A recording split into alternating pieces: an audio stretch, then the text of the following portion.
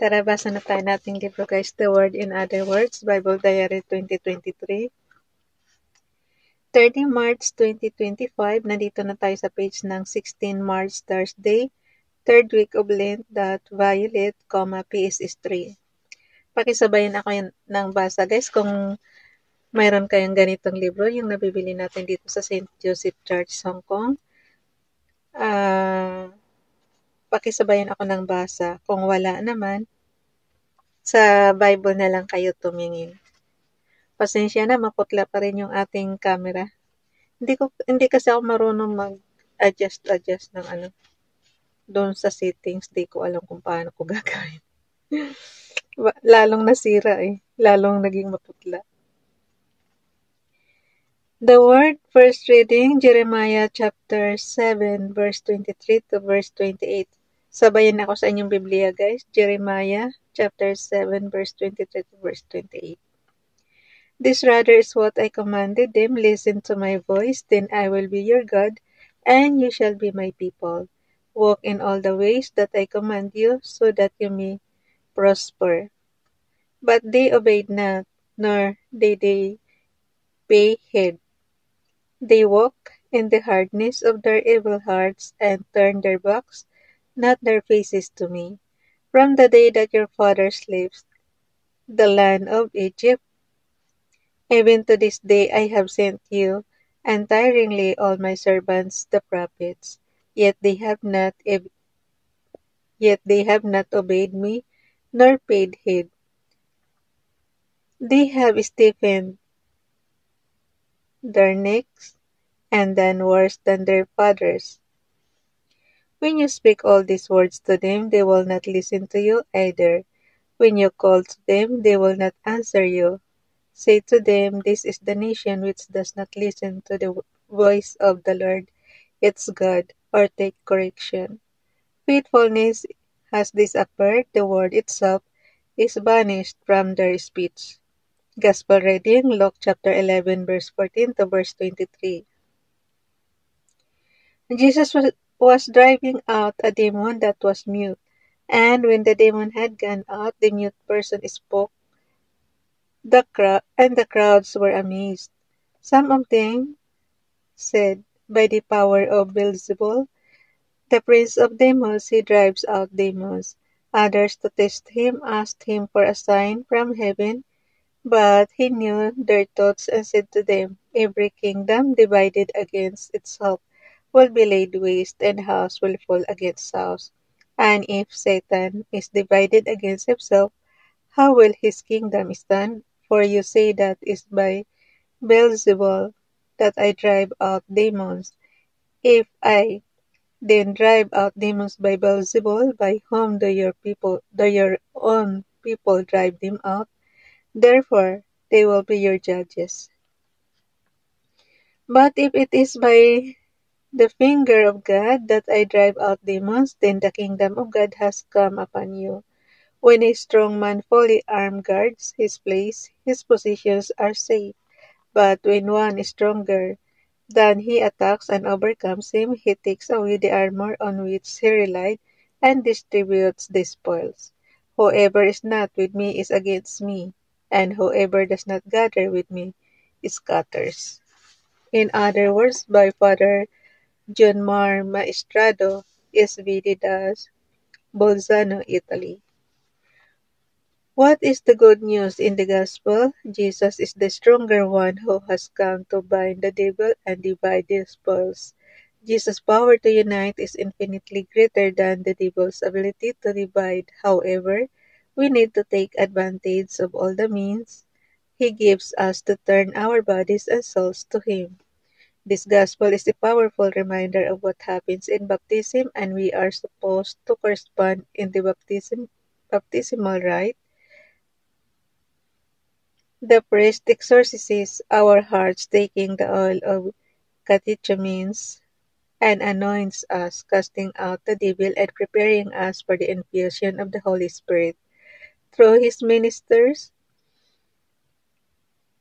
Jesus does for us what he did for the possessed by demons, to soften and prepare our hearts for His presence and prepare us for communion with God and others. Jesus finishes today's Gospel by saying, "He who is not with me is against me, and he who does not gather with me scatters." We cannot be neutral in our lives regarding Jesus. We are either actively turning towards Him or turning our backs on Him.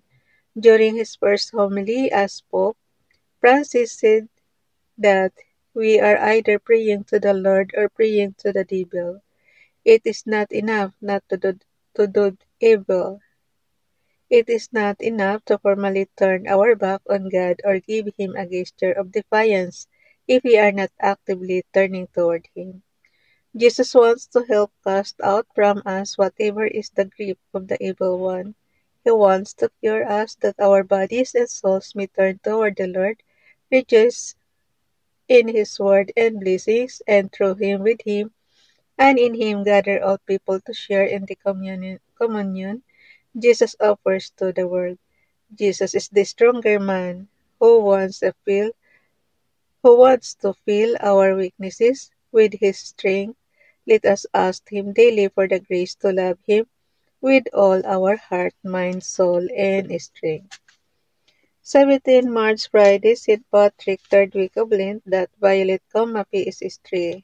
The word, first reading, Hosea, chapter 14, verse 2 to verse 10. Ulitin ko guys, sa inyong Biblia, Hosea, chapter 14, verse 2 to verse 10. Karamihan kasi hindi naman nakakabili ng ganito kaya inuulit ko. Binabagalan ko yung book ng Bible. Ulitin ko ulit, Hosea chapter 14, verse 2 to verse 10 para masundan niyo ako ng basa. Return, O Israel, to the Lord your God. You have collapsed through your guilt. Take with your words and return to the Lord. Say to Him, forgive all iniquity and receive what is good, that we may render as offering the bullocks from our stalls. Assyria will not save us, nor shall we have horses to mount.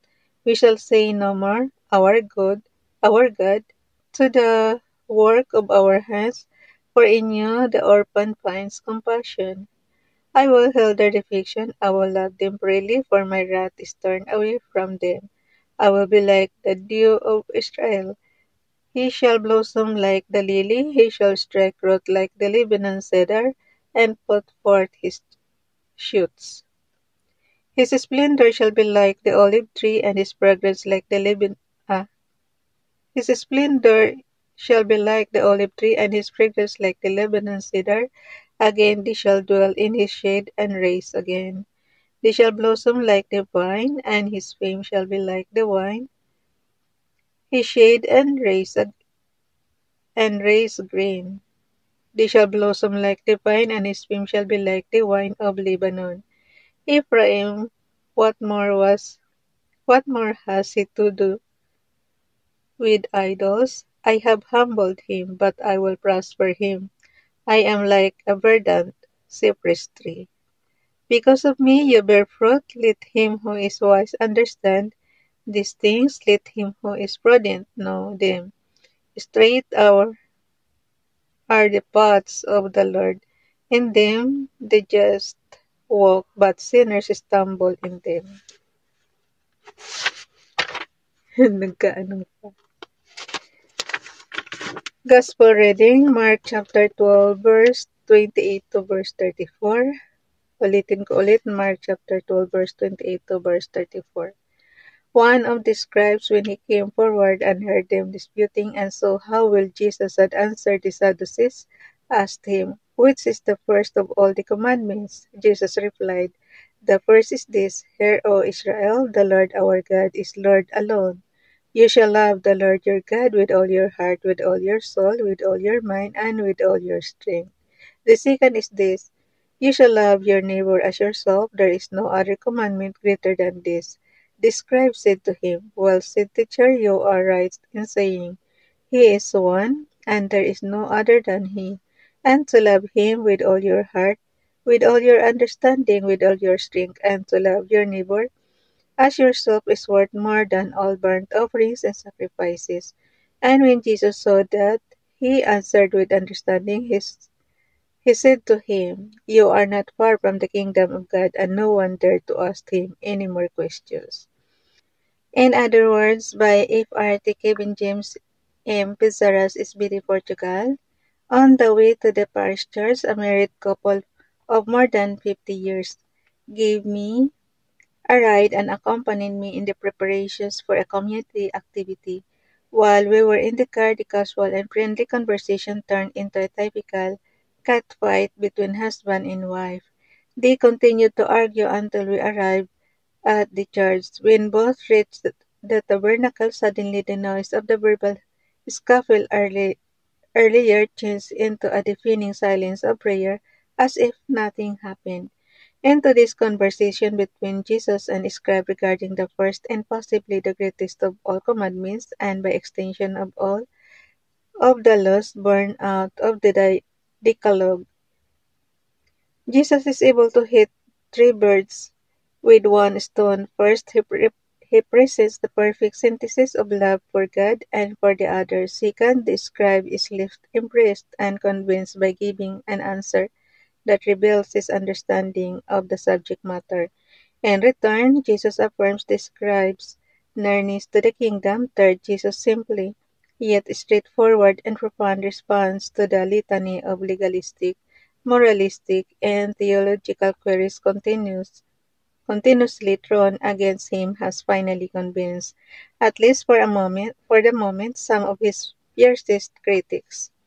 The law of love presented by the Lord at first glance appears to be too overwhelming and too good to be true.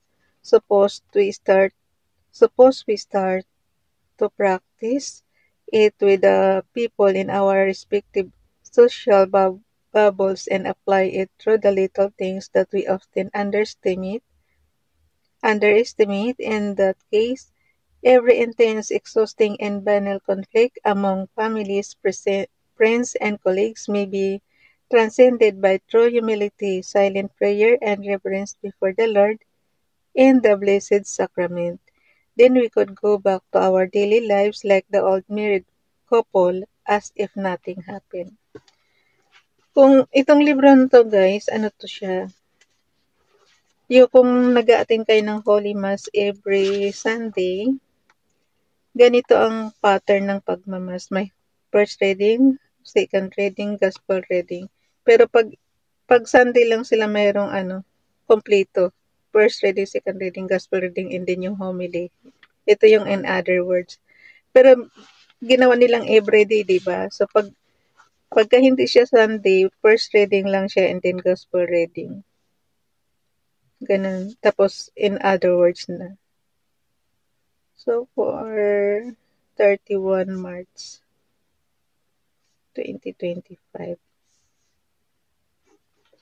Bye everyone. God bless us.